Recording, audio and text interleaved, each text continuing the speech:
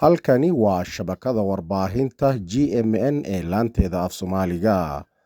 Waxaad nagala socon doontaan barteena Facebooka iyo YouTube-ka.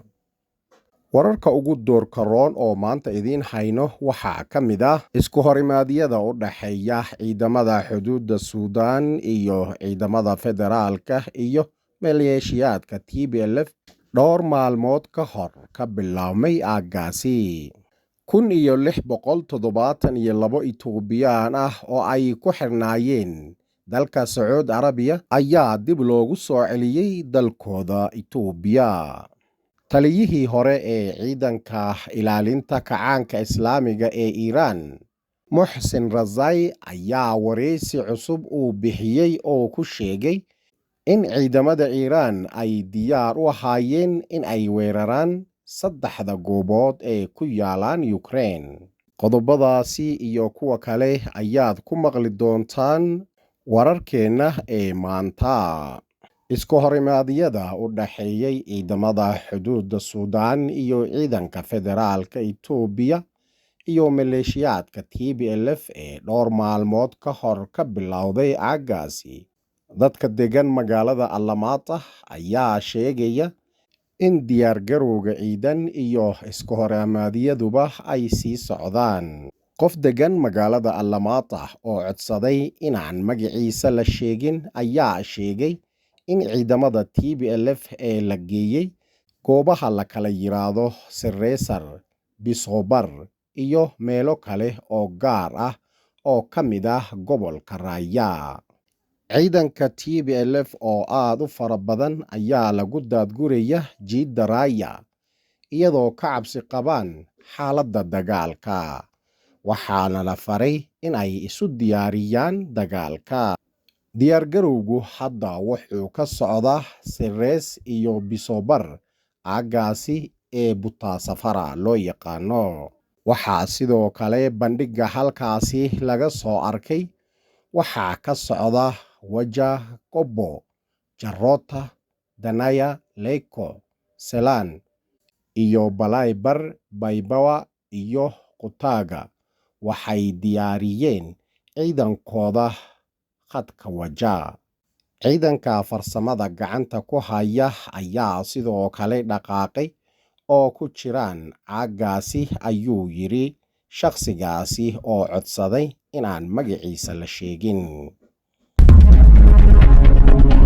1672 Itoobiyaan ah oo ay ku xirnaayeen Sacuudi Arabiya ayaa dib loogu soo celiyey dalkooda Itoobiya. Tirada guud ee dadkaasi 1672 Itoobiyaan oo ku xirnaayeen dalka Sacuudi Arabiya ayaa toddobaadkan dib loogu soo celiyey dalkooda, iyadoo dib loogu soo celiyey 8 duulimaad.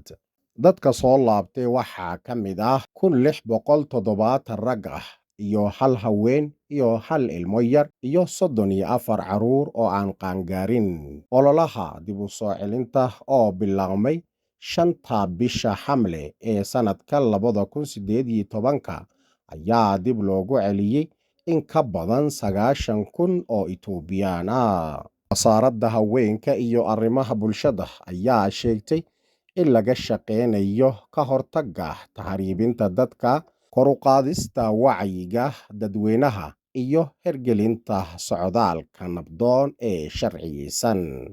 Waxayna sheegtay in shaqada dib isu soo celinta dadka soo laabtay iyo qoysaskooda ay sii wadi doonaan iyadoo la siinayo taageero lagama maarmaanka ah. Xarumaha diyaaradaha iyo xarumaha xabsiyada iyo daneeyayaasha kale iyadoo lala kaashanayo ayaa arrintaasi la fulin doona, sida ay sheegtay Wasaaradda Haweenka iyo Arrimaha Bulshada.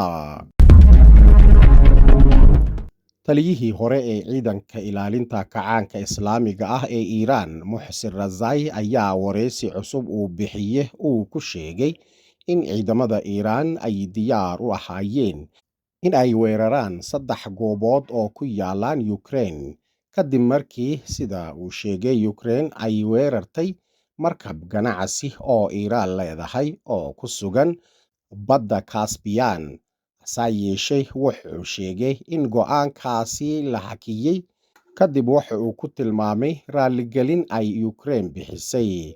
Razai wuxuu tixraacay wadahadal telefoon oo dhexmaray wasiirada arrimaha dibadda ee Iiraan iyo Ukraine, halkaasi oo sida uu sheegay Abbas Araghchi, dhigiisa Ukraine uu sheegay in Kyiv aysan ula jeedin in ay weerarto markab ganacsi ee ku sugnaa badda Caspian, isla markaana falkaasi uu qayb ka ahaa dagaalka ay kula jirto Ruushka uusan ahayn mid loogu talagalay in xiisad dheeraad ah lagu abuuro Tehran.